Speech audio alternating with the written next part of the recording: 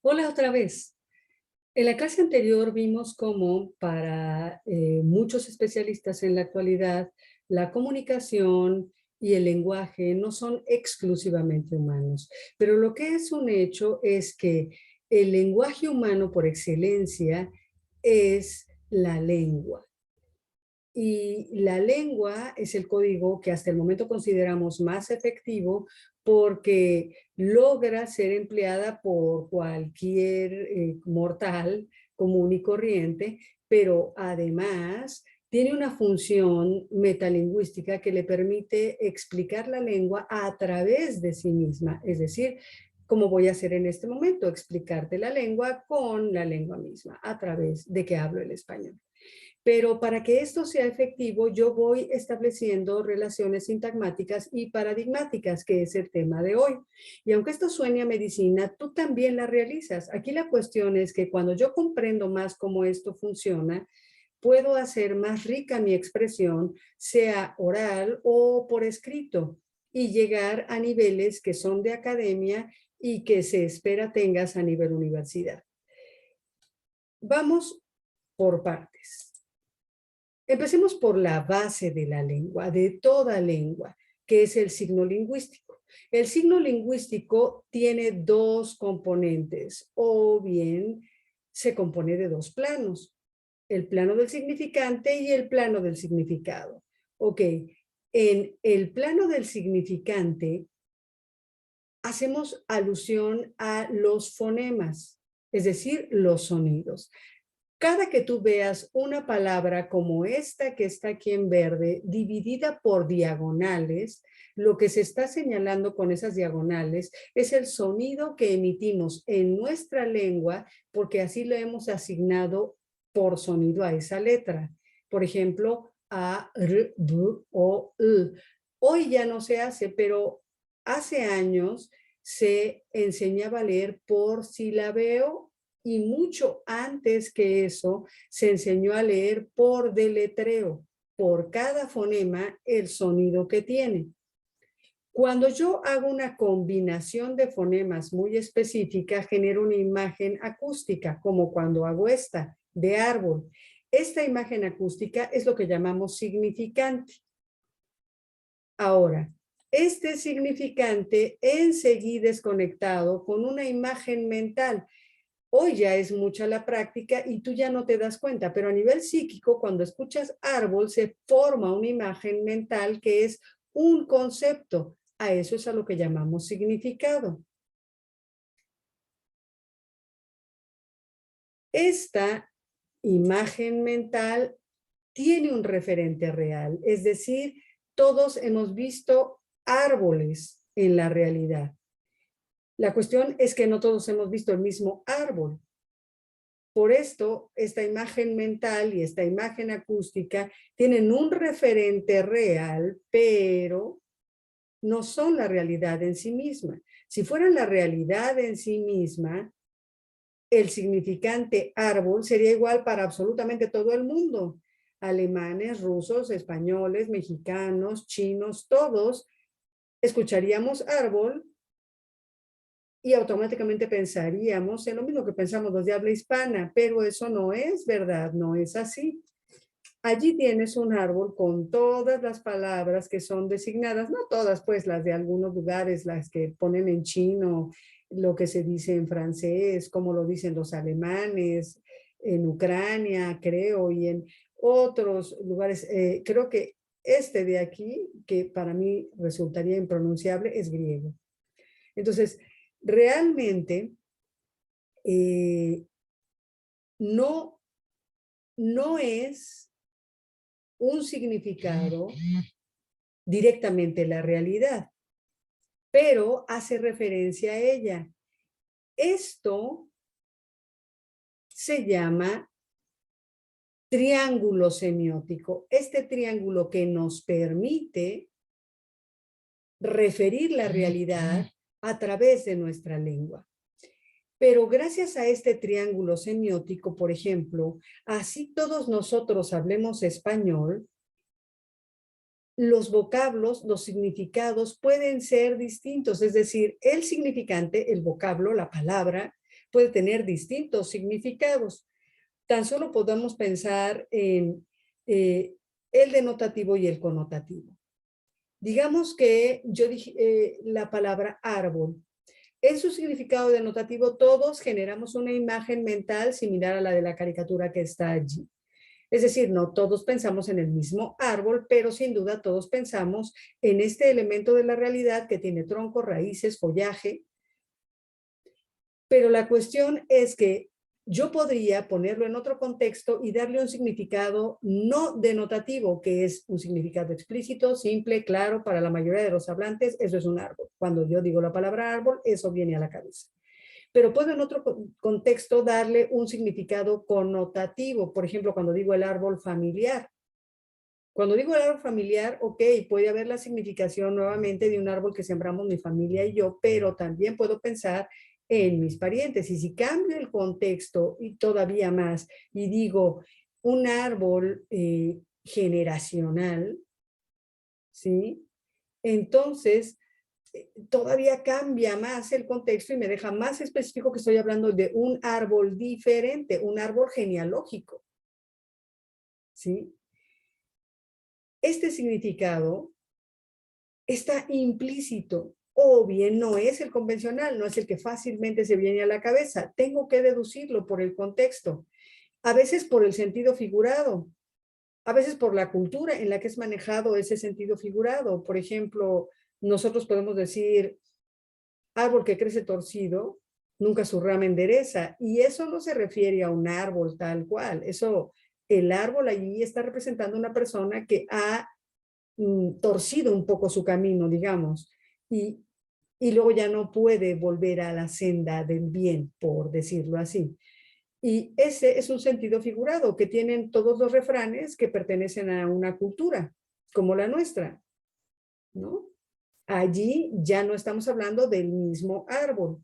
Y esto lo tenemos gracias a que se forma un triángulo semiótico y este contexto nos va a ayudar a descifrarlo.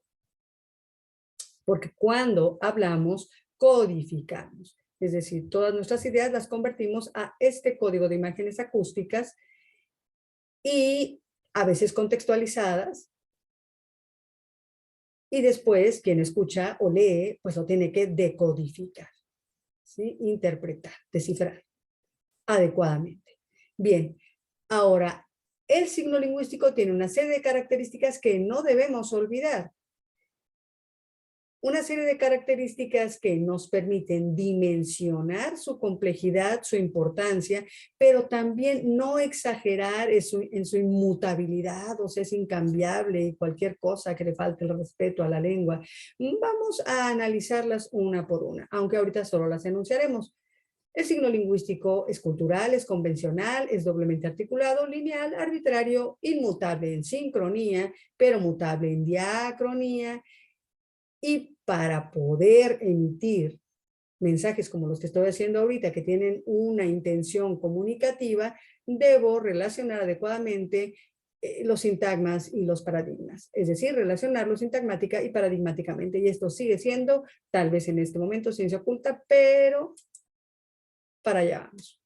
El signo lingüístico es cultural y convencional.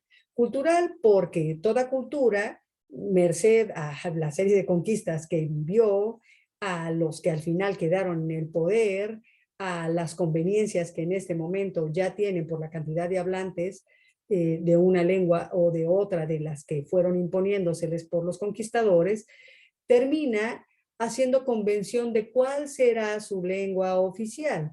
Y países como el nuestro, bueno, le dan, vamos, el triunfo a una y nuestra lengua oficial es el español, lo que no significa que no haya regiones en nuestro país que tengan distintas lenguas, ¿sí? Y que haya pueblos originarios que están obligados a ser bilingües porque hablan su lengua madre y aparte tienen que aprenderse el español porque es lo oficial.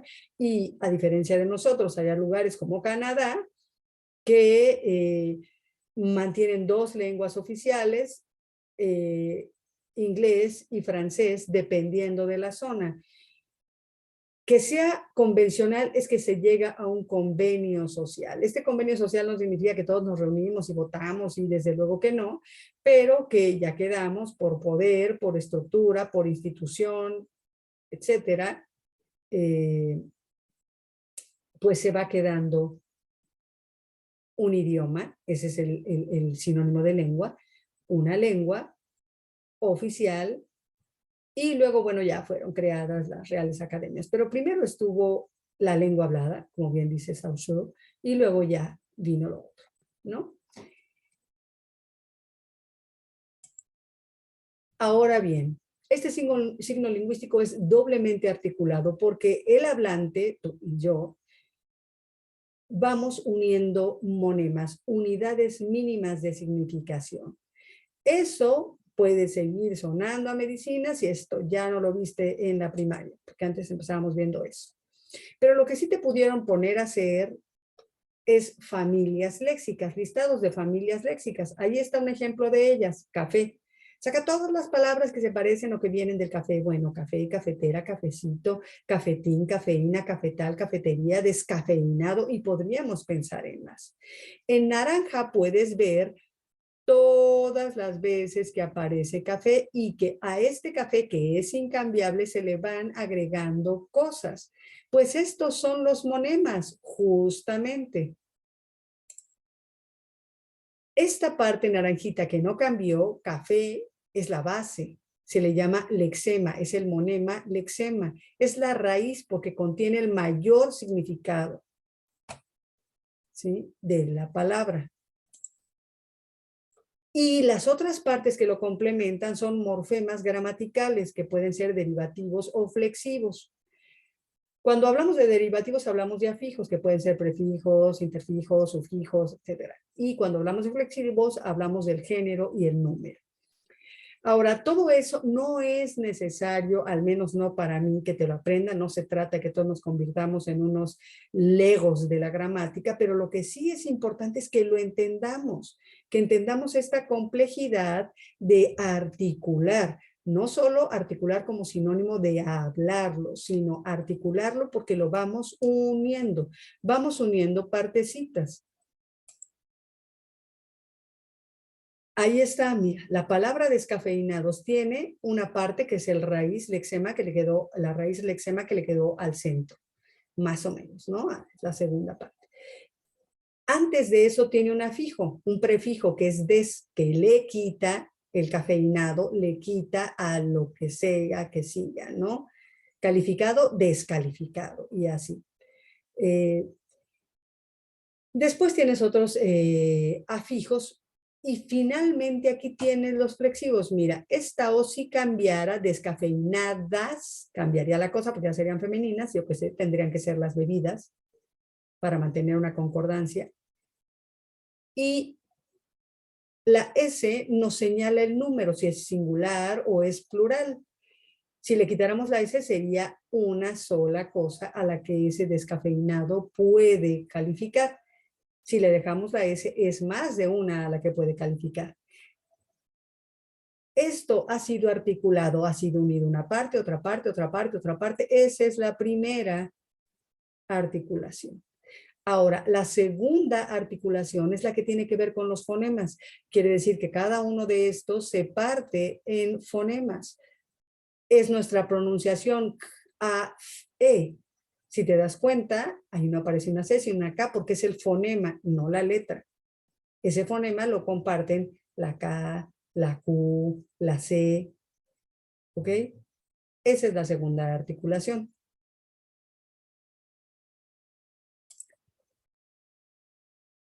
Ahora bien, se dice que nuestra lengua es lineal. Lineal, ¿por qué? Porque si te das cuenta, pues nosotros necesitamos secuenciar todo lo que vamos, tanto hablando como escribiendo, porque no podría todo ocupar el mismo tiempo y espacio. Uno tiene que ir después del otro. Los fonemas no podrían decirse todos juntos, ¿vale? A eso se refiere que sea lineal. O sea, no pueden ser simultáneos. El signo lingüístico es arbitrario. ¿Por qué? Vamos a movernos de aquí, a nuestra hora. ¿Sale? ¿Por qué es arbitrario el signo lingüístico? Porque, preguntémonos, esto para nosotros es carro. Bueno, ¿por qué para nosotros esto es carro, el carro para ser precisa, y no la voiture, como es para los franceses?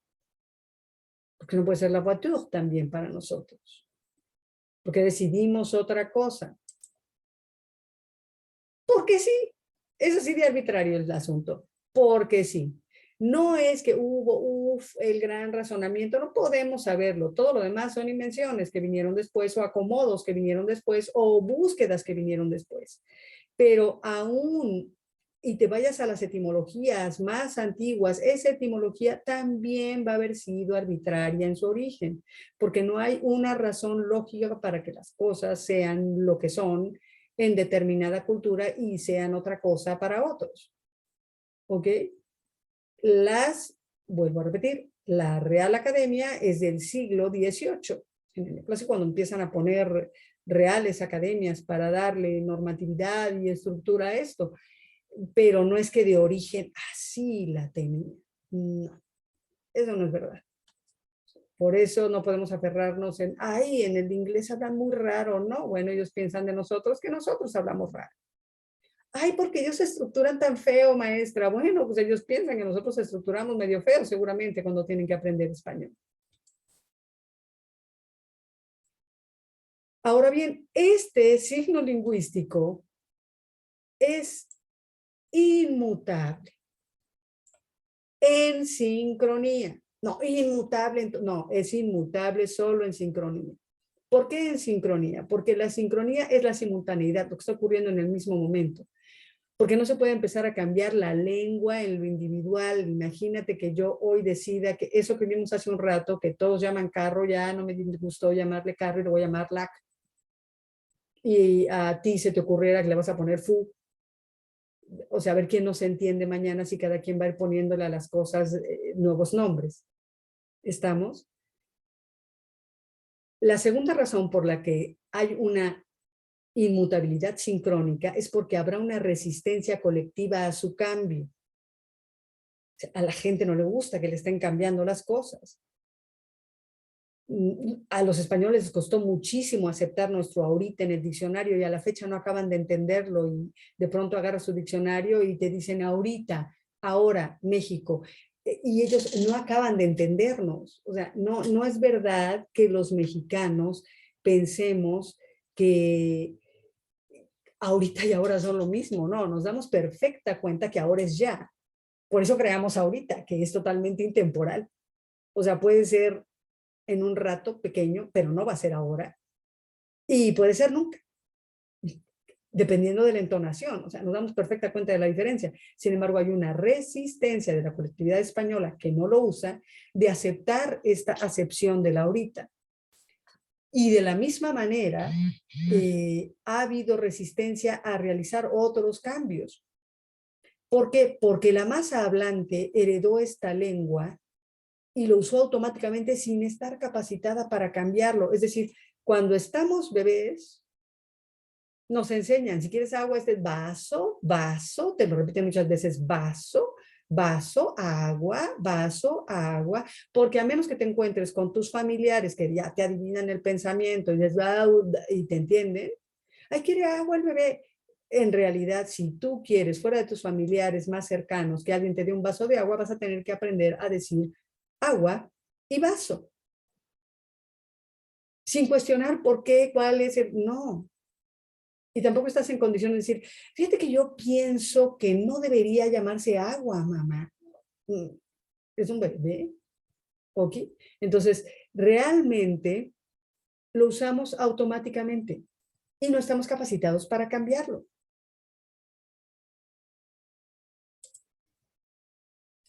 Sin embargo, este signo lingüístico sí es mutable en diacronía. ¿Qué significa que sea mutable en diacronía? Que puede cambiar, mutar es cambiar. Y este signo puede cambiar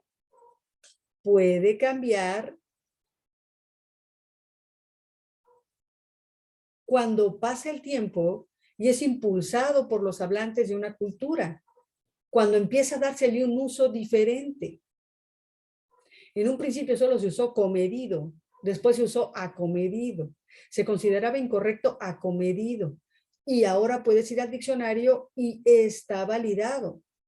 La cultura y sus hablantes lo van volviendo en el uso una realidad. Y después se tiene que ajustar la regla. Ahora, por las variantes de la lengua que se imponen a la norma, o por las necesidades nuevas, como puedes ver ahí lo del ratón. ¿Qué ocurre? Que la lengua hablada llegó primero y siempre se modifica antes. Cuando la tecnología avanza, se empiezan a usar nuevos vocablos y a crear otros. Entonces puede haber un desplazamiento del significante, puede haber un desplazamiento del significado y puede haber una transformación de ambos. Ya decía, antes yo decía tengo un ratón gris y pensábamos en una cosa como esa, pero hoy tenemos ratones para nuestras computadoras, ¿sí? También, particularmente en México, esta palabra de güey antes era ofensivo. Yo lo puse ahí tonto, pero en realidad era un grado más arriba de tonto en cuanto a ofensa. Para generaciones como la mía, pero para tu generación ha logrado que esto se convierta en un vocativo más, como un oye o un amigo o un compa. Nadie está esperando ofender a su amigo por llamarle así. Está denotando la confianza que se tienen y lo coetáneos que son. Y ha pasado y ha trascendido a su propia generación, de modo que puedes escuchar hoy gente que tiene mi edad y llega a usar este vocablo como lo usan los muchachos, ya sin ofender, como un vocativo más para llamar la atención del otro.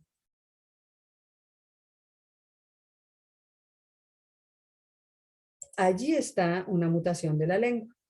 Ahora, ¿qué ocurre con esta característica que es el tema de hoy? La relación sintagmática y paradigmática que elaboramos para construir mensajes. Tendríamos que partir de pensar que un sintagma es un conjunto de palabras con un sentido que no siempre es total y completo, pero este conjunto de palabras tiene un núcleo, ¿sí? Pensemos en esto que está acá abajo. Yo tengo un primer sintagma, este café. Se le llama sintagma nominal porque este conjunto de palabras tiene un núcleo, café, el nombre que recibe esa bebida y ese grano, el café. Porque de él es del que hablo, de este café. El demostrativo que está allí, solo está allí para referirse al núcleo. Eso no tiene sentido completo, porque si yo llegara, les mostrara y dijera este café y no dijera más, no habría un sentido completo y la gente diría, ¿este café qué? ¿Qué quiso decir la señora con eso? Bien, supongamos que digo, este café. ¿Este café qué? ¿Sale? Bien. Abajo dice, este café es delicioso, es decir, ya le agregué, ya le uní, ya le articulé otro sintagma allí, un sintagma adjetivo. ¿Por qué adjetivo? Porque si ves el verbo puede omitirse y decir, este café delicioso. Es decir, el verbo no es el importante allí, ese no es un predicado verbal. Esto es en lo que la importancia radica en el verbo. No. Entonces, este predicado, este sintagma, gira alrededor del adjetivo delicioso. ¿Okay? Por eso es un sintagma adjetivo.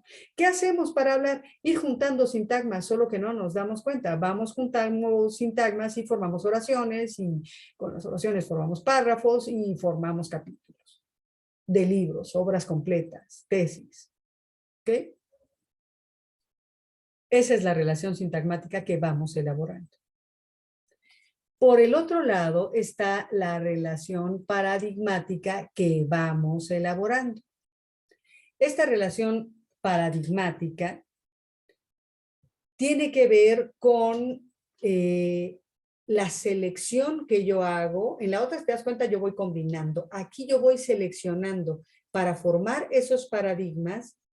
Vete hasta abajo, mira el esquema que está aquí abajito, en verde, que dice, este es un determinante que escogí para acompañar al café, que es un sustantivo. ¿Qué verbo escojo? Pues verbo copulativo. ¿Qué escojo? Un adjetivo. Delicioso. Lo seleccioné porque podría usar sinónimos, ¿sí? Podría decir, esta bebida está riquísima. Esta es un determinante en femenino, bebida es un sustantivo o nombre femenino, está, y también pude haber puesto sabe en lugar de es, y todos esos son verbos. Riquísima es otro adjetivo, es decir, yo puedo usar, aquí relaciono con sinónimos, con parónimos, con expresiones equivalentes, pero cada uno de estos es un paradigma, por eso yo voy escogiendo de entre estos paradigmas que no son otra cosa que las categorías gramaticales de las que yo voy seleccionando las palabras que mejor quedan en mi escrito o que mejor transmiten lo que yo quiero dar a entender. ¿Okay?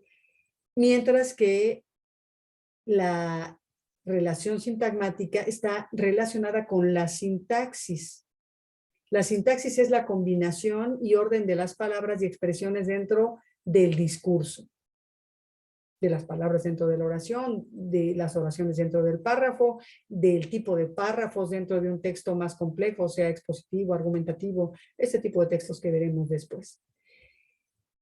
Y las categorías gramaticales, pues es una clasificación de palabras por aquello a lo que designan y por lugar que están ocupando dentro de ese contexto, el tipo de palabra que son, a qué paradigma pertenece. Y yo los voy seleccionando y perfeccionando mi escrito en su combinación. ¿Qué relación? Tú podrías pensar, como mucha gente que es pragmática, ¿y eso para qué me sirve? Es decir, esto de lo que estamos hablando, ¿qué relación puede tener con una problemática de actualidad? Pues más de la que te imaginas. Piensa, por ejemplo, en el lenguaje inclusivo e incluyente. Actualmente la RAE y varios estudiosos de la lengua se oponen al uso de estos lenguajes.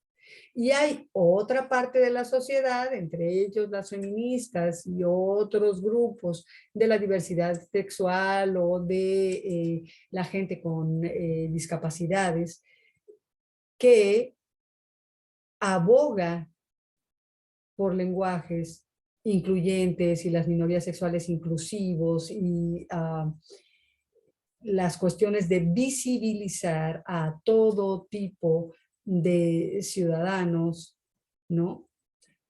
Pero ciertamente podrás encontrar en las redes discusiones o bien sesudos comentarios de representantes, que a veces no podemos estar seguros, son las redes, que lo dijo la RAE, pero bueno, sí es cierto que la RAE no está a favor de que se diga los y las ciudadanas, ni mucho menos de todos, todas, todes, todox y demás, en realidad. Pero gracias a esta lección podemos concluir dos cosas que me parecen importantes de rescatar. Por un lado, el hecho de que la lengua sea arbitraria, inmutable en lo diacrónico, vuelve en buena medida falaces los argumentos de la Real Academia de la Lengua Española por aferrarse a esta etimología, y muchos podemos haber leído su defensa del ente y no enta, para que no se diga presidenta, porque no existe la enta sino el ente en las raíces, y por lo tanto, por etimologías, debería ser presidente, la o el presidente. Pero se invisibiliza, dirían los del lenguaje incluyente. Ok, bueno, pues son falaces. ¿Por qué? Porque la etimología en su origen debió ser arbitraria desde el principio, porque toda lengua lo es. Y el latín en su origen lo fue. Y si leyéramos la obra de Saussure, su gramática, nos encontraríamos con que esa misma etimología a veces es incierta porque simplemente en el habla oral se fue perdiendo algo de ella y ya solo queda el recuerdo de algunos y en algunos casos no está tan claro porque puede variar, en algunas zonas se quedaron así, en otras zonas aseguran que es así y finalmente la etimología a veces también se envuelve,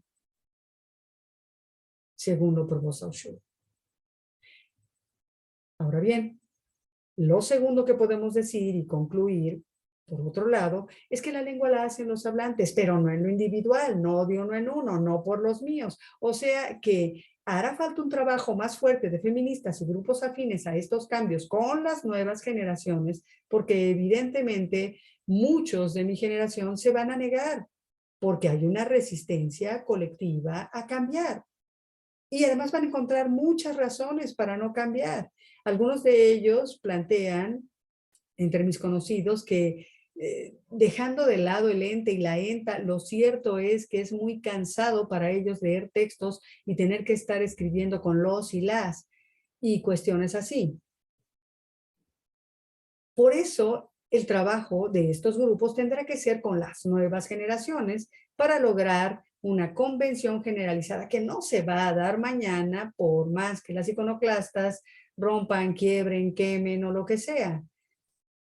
Tendrá que ser por un convencimiento que se va dando generalizado por un trabajo arduo que logra una convención generalizada, un uso masivo que se va a dar con y sin el aval de la RAE con el paso del tiempo si esta tendencia continúa. Si la tendencia llegó para quedarse, pues la RAE podrá molestarse mucho, pero la lengua la harán como siempre la han hecho los hablantes. Pero, si te das cuenta, emplear el lenguaje incluyente implica ordenar nuestros sintagmas cambiando los paradigmas, nada más. Haciendo cambios de paradigmas se logra sin tampoco violentar siempre a la RAE en sus reglas. Es decir, podríamos, en lugar de decir los niños mexicanos son muy creativos, que parece que invisibiliza a las niñas, podríamos hablar de la niñez mexicana es muy creativa. Los alumnos que asistieron ayer, también podríamos decir quienes asistieron ayer, habrá vales de despensa para los trabajadores y las trabajadoras, y aún eso de habrá vales de despensa para los y las trabajadoras también podría cambiarse por habrá vales de despensa para todo el personal.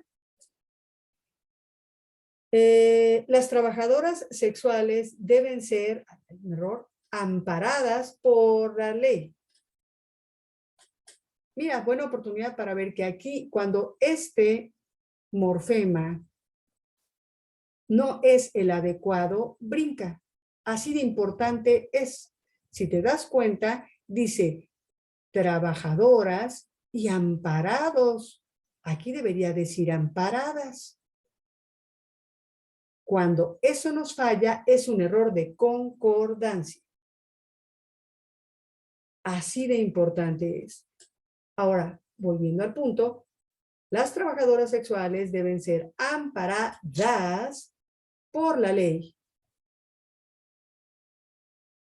Eso da la impresión de que solo hay trabajadoras sexuales. O sea que los trabajadores sexuales, hombres, no deberían ser amparados por la ley o los transgénero no deberían ser amparados por la ley. Bien, si decimos el trabajo sexual debe ser amparado por la ley, pues lo pedimos para absolutamente todos. De eso es de lo que se trata. Y si te das cuenta, el tema es totalmente actual. Tiene que ver con los paradigmas que estamos empleando y con la forma como construimos nuestros sintagmas. Si tú quisieras saber más de esto, Pues en cuestión de gramática te recomiendo esta página. Y en cuestión de lenguaje incluyente o inclusivo, puedes visitar esos espacios. Eso sería todo por mi parte.